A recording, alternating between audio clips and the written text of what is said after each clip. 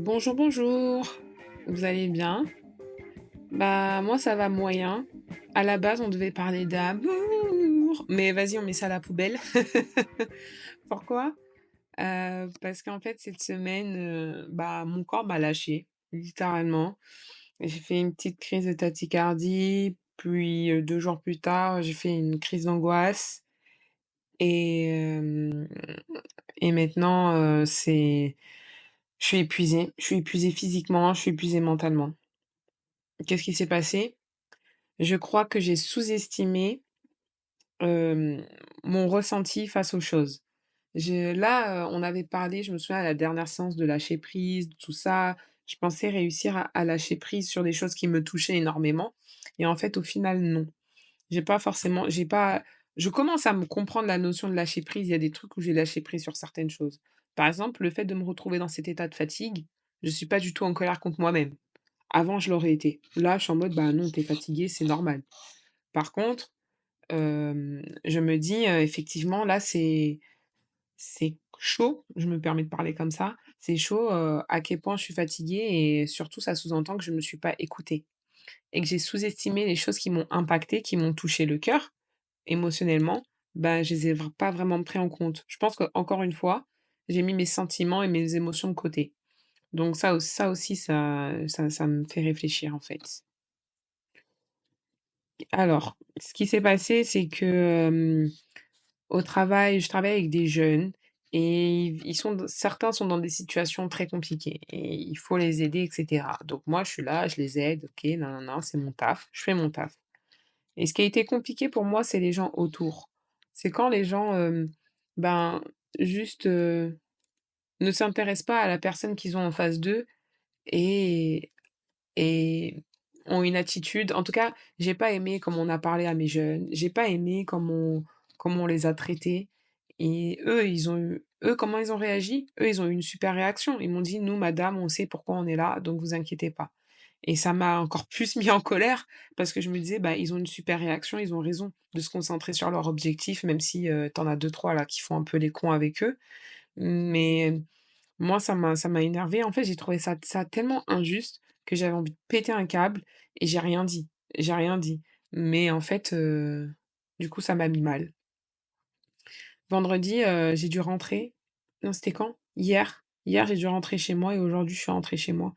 Hier, j'ai dû rentrer chez moi tellement j'allais mal et j'ai un collègue qui m'a raccompagnée chez moi et on a un peu discuté et il m'a dit: «Mais il faut que tu apprennes à extérioriser parce que tu extériorises jamais ce que tu ressens donc du coup, même si tu vas te dire: "Allez, il faut que je lâche prise, allez", même si tu vas rationaliser, tu n'extériorises pas ton expérience vous avez compris le mot. Je n'extériorise pas le sentiment que j'ai pu ressentir et c'est ça qui est compliqué et ça a fait que depuis fin janvier, je cumule certaines émotions que je n'ai pas laissé sortir.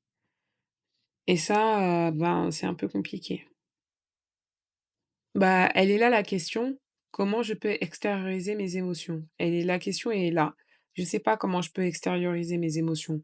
J'ai commencé à faire du sport, franchement, ça m'a plus épuisée physiquement qu'autre chose. Voilà, pour tout dire. Heu, j'extériorise, il y a des choses qui me font vraiment du bien, mais je pense que j'arrive pas encore à extérioriser mes émotions parce que je n'accepte peut-être pas ce que je ressens.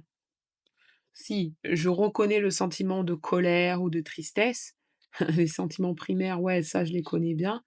Mais en fait, au final, comme je ne je ne prends pas le temps de ressentir mes émotions et que je me dis de suite: «Allez, non, lâche prise, allez, c'est bon, c'est pas grave, allez, tu te prends trop la tête», qu'au final, ça reste quand même au fond de moi et ça se cumule avec, d'autres choses qui peuvent arriver dans la vie, quoi.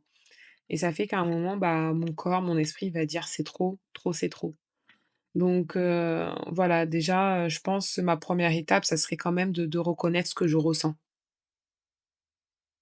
Qu'est-ce que j'ai ressenti là OK. Alors ces derniers temps, il y a un truc que j'ai réussi à extérioriser et c'était lors, de notre, 1re séance, c'est la colère.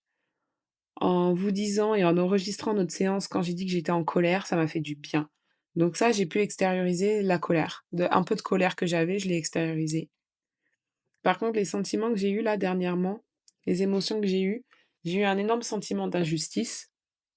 et je pense avoir la blessure de l'injustice, hein, mais j'ai eu un énorme sentiment d'injustice, pas vis-à-vis de moi, mais il y a des gens que je connais et à qui leur arrivait des choses et pour moi, j'ai trouvé ça injuste et je ne pouvais rien dire. Ça m'a fait drôlement chier. Franchement, là, vous savez bien, avec moi, on va parler crûment. Ça m'a fait bien chier. J'ai eu l'impression de ne pas pouvoir les aider. En fait, pour expliquer le contexte, je travaille avec des jeunes et il y a deux trois jeunes, que je côtoie qui sont dans une situation compliquée. Donc on fait tout pour leur trouver vite une alternance et cetera et juste c'est, d'autres personnes dans les alentours, d'autres collègues qui ont eu des mots ou des attitudes qui, moi, m'ont déplu, qui m'ont touchée. Parce que je me disais: «Mais on ne parle pas comme ça à quelqu'un, il faut du respect à quelqu'un». Donc voilà, ça a été un peu complexe pour moi, ce sentiment d'injustice. Ce qui m'a fait mal, c'est que j'ai l'impression que je pouvais rien faire et ça m'a de nouveau mis en colère et ça m'a frustrée. Voilà, ça m'a frustrée. Qu'est-ce que j'aurais voulu faire? En fait, j'aurais voulu voir la personne et lui dire que je l'emmerde, déjà de une, j'emmerde tout le monde comme d'hab et aussi que, bah, la personne n'a pas à parler comme ça aux jeunes, tout simplement et que j'ai pas réussi à le dire parce que j'ai encore gardé pour moi. Et il faut que j'apprenne à dire oui, c'est ça en fait. En fait, il faut que j'apprenne à dire les choses parce qu'en fait, c'est en train de me bouffer et je sais. Alors il y a des gens qui vont dire: «Ah, t'es hypersensible. Ah, trop sensible». Franchement, alors moi déjà la notion d'hypersensibilité, il y a des gens qui sont hypersensibles, OK, mais moi ma théorie est que faut déjà arrêter de graduer ou de mesurer la sensibilité. Tu as sensible et hypersensible. Genre pourquoi on gradure ça? Pourquoi on le mesure? Non, c'est juste chacun a sa sensibilité, déjà, point. Un hypersensible va pas être hypersensible sur tout et une personne sensible ne va pas être sensible sur tout. Ça, c'est une question de logique. Donc déjà ça, pour moi, je suis pas hypersensible ou trop sensible, j'ai juste ma sensibilité qui va de pair avec ma force parce que je suis une personne très forte et forte mentalement, forte moralement, forte physiquement. Donc en étant une personne forte, ben, pour moi, ça va de c'est logique que je sois aussi sensible, très sensible. Une personne forte est une personne sensible, tout simplement. Pour moi, hein, c'est ma théorie et je pense que ce qui m'a pas aidée, c'est que je n'ai pas dit ce que je ressentais ou ce que je pensais. Je n'ai pas posé des J'ai posé des limites quand même, hein. Ces derniers temps, j'ai réussi à poser des limites à des gens. Donc ça, j'étais très contente, très fière. Mais j'avais besoin de poser encore plus. J'avais besoin de poser encore plus de limites. Il y a certaines choses, j'avais besoin de poser encore plus de limites. Surtout quand on s pas on s'attaque, c'est pas le bon mot, mais quand on n'est pas très respectueux envers des gens qui n'ont pas tous les moyens de leur côté, je trouve pas ça très bien. Donc voilà. Pour moi, c'est une limite, qui a été dé qui a été dépassée, déjà. Donc voilà. Mais je pense que maintenant, je vais déjà essayer de me reconcentrer sur mon sommeil, me reconcentrer sur, dire non à des choses parce que c'est der surtout le mois de fin janvier jusqu'à maintenant, j'ai dit oui à tous les trucs qu'on me proposait. J'étais à droite, à gauche et là, en fait, non, mon corps, il tenait plus, même si je regrette pas tout ce que j'ai fait parce que c'était trop bien. Mais en fait, au final, je suis épuisée et je crois que dans ma notion de lâcher prise et poser des limites, je commence un peu à comprendre, mais je dois continuer mes efforts. Parce que là, je les ai un peu relâchés, je me suis éparpillée de partout et résultat, je me suis retrouvée fatiguée. Donc là, je vais me reposer et je reprends le travail jeudi et je serai d'attaque. Je serai d'attaque pour dire stop, je serai d'attaque être, pour poser mes limites, pour être respectée et être respectueuse, parce que ça va dans les 2 sens et je vais essayer d'apprendre à dire et à poser mes limites sans rentrer dans la confrontation et ni dans la colère. Parce qu'on va pas se mentir, il y a des moments où je me mets en colère. Donc du coup, voilà, je vais essayer de faire ça bien tranquillement et comme il faut.